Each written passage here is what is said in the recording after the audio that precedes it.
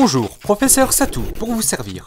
Est-ce que vous vous souvenez de Avatar de James Cameron? Vous vous souvenez du moment où les schtroumpfs géants se connectent à l'écosystème de leur planète avec leur natte? Ouais. Quel est le lien avec le principe de logiciel? Eh bien, c'est ce que nous pouvons appeler une métaphore informatique. Pour faire simple, on peut faire l'analogie entre les formes de vie organiques et les modèles informatiques. Un PC doit disposer d'un certain nombre de composés, d'organes, pour son bon fonctionnement, tout comme les êtres vivants. Ça sera tout pour moi, ciao bye Simer.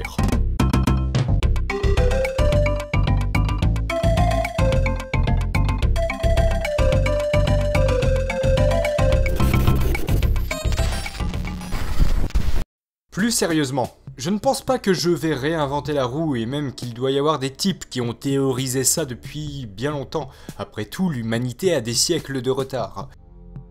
La première étape de ce principe de logiciel est d'abord de faire l'analogie entre les modèles informatiques et les formes de vie organiques, comme je l'ai dit précédemment, que ça soit n'importe quel smartphone, tour PC portable, ou des bactéries, des végétaux ou encore des chiens, nous remarquons que chacun dispose en temps normal d'un corps adapté à leur environnement, avec un comportement adapté à leur corps. Nous pouvons couper chacune de ces choses en deux catégories, partie matérielle et partie immatérielle.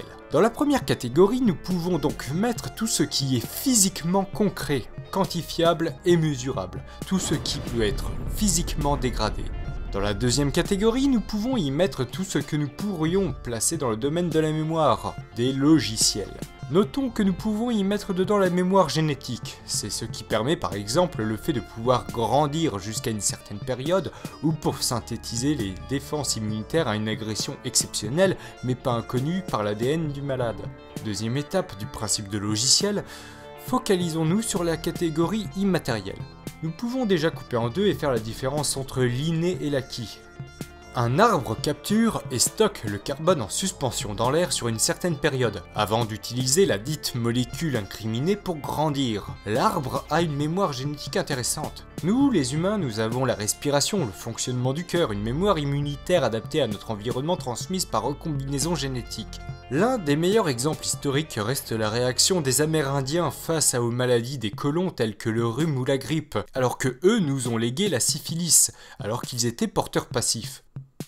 Pour un certain nombre d'organismes, nous pourrions parler de comportement instinctif. Troisième étape du principe de logiciel, vous prenez l'acquis, vous le posez et vous faites ça. Tout comme on installe des logiciels qui sont adaptés à leur support et à leur utilisation, les organismes vivants ayant suffisamment de capacités cognitives, selon un certain nombre de paramètres environnementaux, peuvent développer des comportements particuliers pour des situations particulières. Certains arrivent à fabriquer des outils pour résoudre des problèmes physiques, et d'autres développent des outils philosophiques qui peuvent aider les membres de leur espèce, tels que le développement de l'écriture et de formes rudimentaires de systèmes éducatifs. Ou, plus subtil, de simples concepts que l'on peut qualifier de obvious et civilisateurs, mais qui apparemment ne le sont pas, comme le message du Christ par exemple. Vous savez, Jésus, le hippie qui osa aider des gens alors que c'était jour de Shabbat et qui remit en question les notions d'ordre établies autant sur le plan religieux, politique et spirituel et dont le message aimez-vous les uns les autres tout comme je vous ai aimé, que l'on pourrait traduire par ne faites pas à autrui ce que l'on ne veut pas que l'on vous fasse, ce qui s'appelle le respect qui est devenu ringard depuis les années 2000. Et que si historiquement le christianisme n'avait pas régressé en catholicisme à cause de la même corruption qui a touché et qui touchera encore pendant longtemps toutes les civilisations humaines, nous aurions en France plus de Vendéens et de Jean Moulin. Et à l'heure actuelle, à l'heure d'internet et de la capacité d'établir pour l'humanité une hiérarchie horizontale, ce qui serait un bond en avant pour l'humanité, et ce qui nous permettrait d'éviter la papouasienne que nous préparons grâce à notre conception actuelle du travail et de l'argent, nous ne pouvons qu'être étonnés que ces gros PD de Parisiens n'aient toujours pas fait un barbecue sur les ruines du Parlement et transformé l'Elysée en musée. Bref.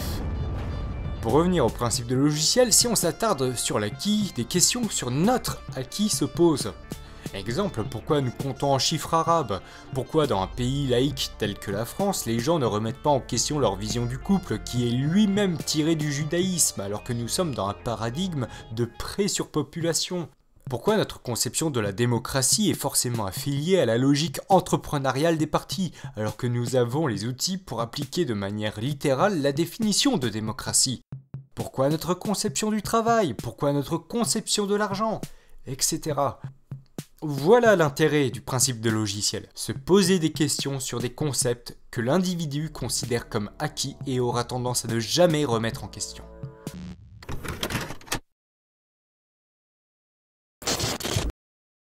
Prochainement, deuxième partie, qu'est-ce que l'on qualifie par logiciel ?